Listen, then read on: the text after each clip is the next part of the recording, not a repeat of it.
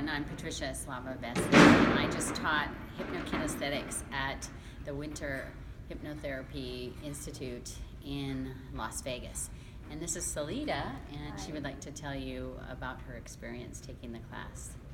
What I found amazing about the HypnoKinesthetics is that I found myself in putting a movement to a feeling that I had that I didn't realize once I added a movement to it, it really started to help it flow and change and move, if you will.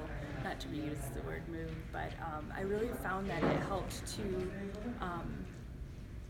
really push forward the process to really create movement in my body and my energy on the movement. And did you feel like you solved a problem? I do feel like there was resolution. It definitely opened up something that I was not ready for almost, but when it happened I was very pleasantly surprised. Oh, awesome.